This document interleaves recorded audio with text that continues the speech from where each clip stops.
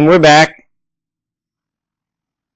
Power Play Garage. That's what I'm hoping everybody gets to subscribe to. That'd be awesome. But I've been having troubles with whether it's the camera or the microphones. I'm not really sure.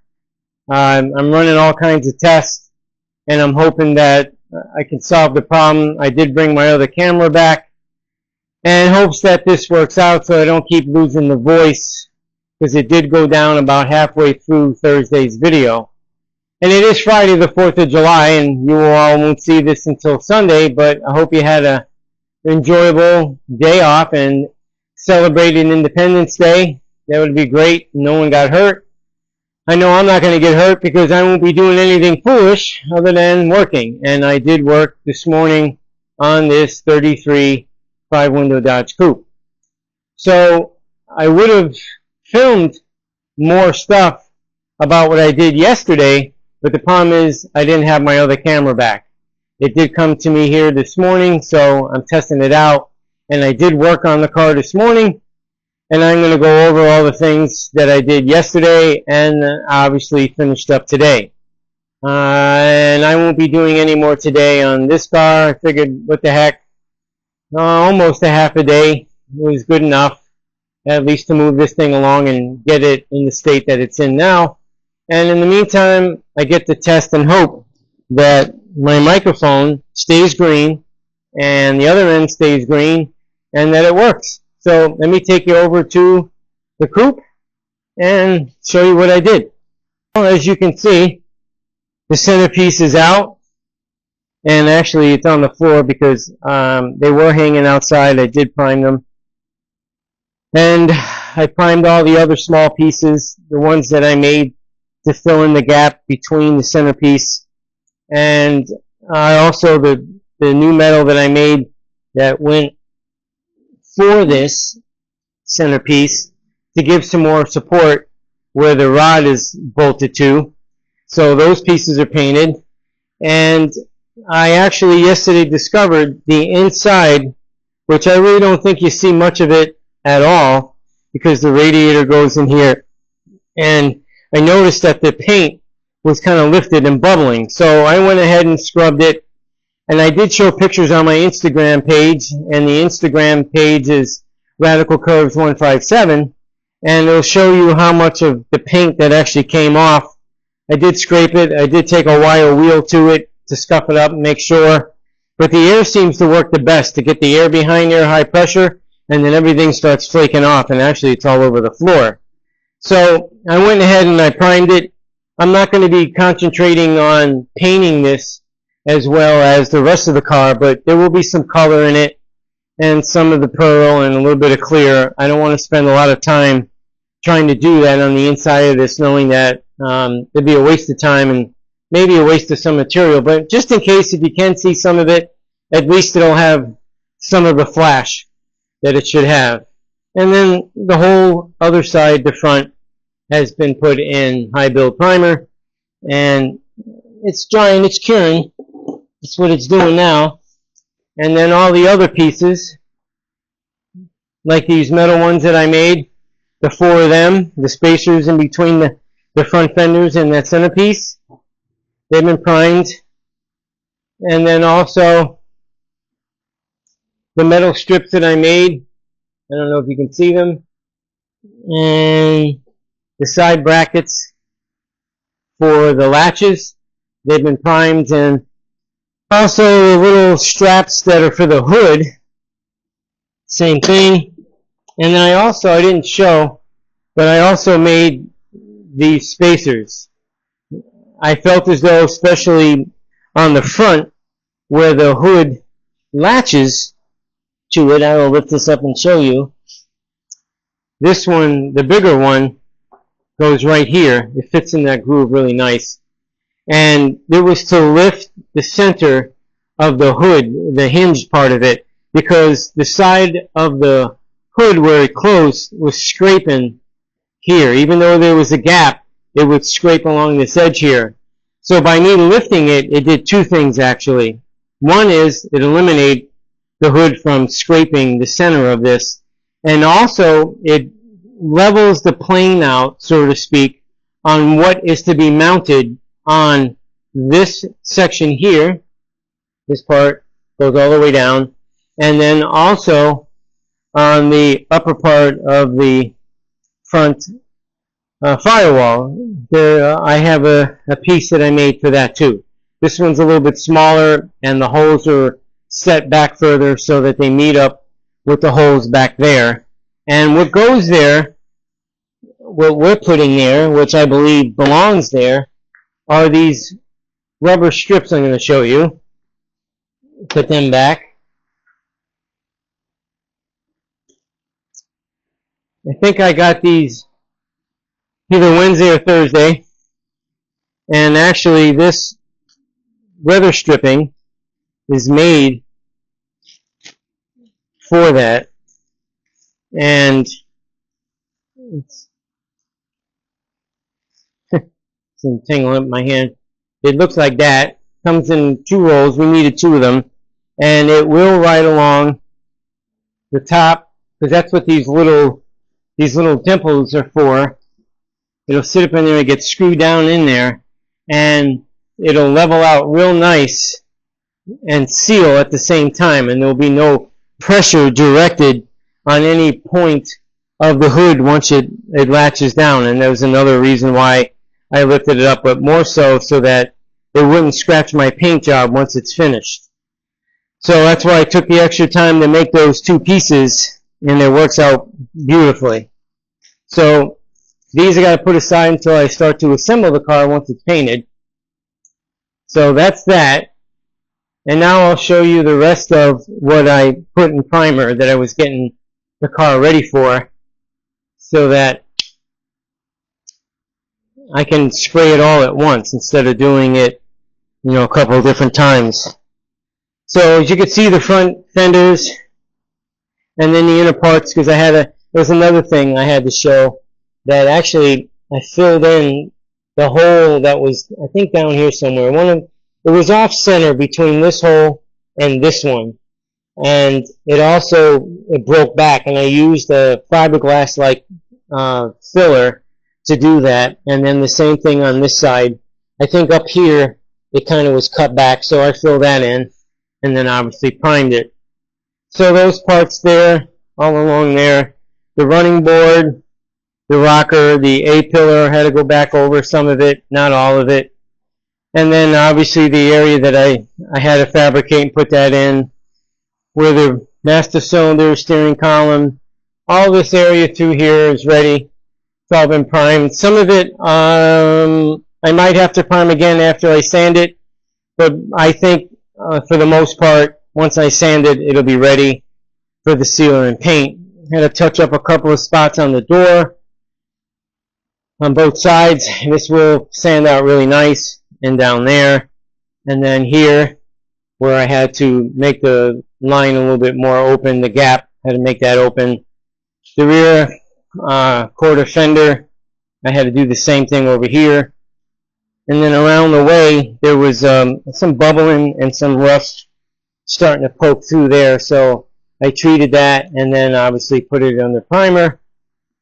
The right side door, that area there, both sides, up the top, and then the lower jamb, the center jamb, and even the B-pillar, all was taken care of. The rocker, all through here, up the side, and also, just as important, the upper section there that I got ready after all that paint was flaking off. So that's all ready to go. So in the meantime, that shows, oh, I forgot this thing, the main event, the hood. Yeah, you can see down the center, top and bottom, down the sides, all that. I didn't have to spray the whole thing, wasn't necessary, just certain spots. And then I definitely painted or sprayed the whole underneath of the underneath. And I know once I sand that, there'll be a spot that I believe I might have to take a light glaze to it and fill it, but I wanted to have protection on that metal before I filled it like that, because this seemed to be probably the size of my hand in an area. It looked like it was all dimpled. from maybe using a hammer or something, them trying to straighten it out around here. I'm not really sure. It didn't come apart, so I was happy with that. So there was no need to strip anything down. But I know I will have to address it, because once the client has the hood open so that, you know, people can see the engine, and, you know, I want to make sure it's just as pretty. It really wasn't pretty before, but it will be when I'm done. And I noticed that I kind of missed, that was a little light on the spot here, but no big deal, because I know I got to prime some spots again, because the car isn't 100% sanded and ready. But I wanted to get the bulk of it. I didn't want the metal after sanding it, because I did sand them before I primed it. I didn't want it really sitting out in the element for too long, so that's that. So I'm hoping that this video turns out well in the sense of voice recognition and everything else, and it doesn't actually freeze on me, because I did buy a new card for it, one that was supposedly, you know, made for this camera. And if that's the case, then I shouldn't have any more freezing. I noticed I didn't have freezing in the middle, but in the very beginning I did, because in the other first two parts of Thursday's video, I noticed that there was freezing in the very beginning, and that had the other card in it. It wasn't an old card, it was a new card, but it wasn't the exact one that the camera people said is more likely to work better. So I picked that one up, and I'm hoping for the best. If I can take care of all these little issues, it'll make me feel a whole lot better, and maybe I won't have to keep checking this microphone and the receiver, because this is the fourth time now I'm doing this video, because my other microphone, which looks the same, just stopped. The green light wasn't on anymore. Maybe it needed to be charged again. But that's that on that. You know, I'm doing the best I can. I do get a lot of views. There's been definitely a couple of my videos to where I get over 2,000 views. And it's basically on repairs, like I've done on a BMW. And even on a Chrysler 300, the views are up there, close to 1,000. If I can just get, of all the views, if I can get half of them, I would definitely meet and surpass the target that YouTube is looking for. So I'm also taking some other people's advice. We're going to see what happens and hope for the best. Maybe the algorithm will get me out there further to more people to see it, so that my videos can take off. They are helpful, I believe, especially the repair ones. This takes a little bit longer. Some of the information I give is helpful, I believe. You know, I am not the Chip Boost. Would love to work with that guy. Think he's awesome. Definitely would love to work with that guy. There's a couple of them out there I would love to work with him, but Chip Booth is, you know, on the top of my list for sure.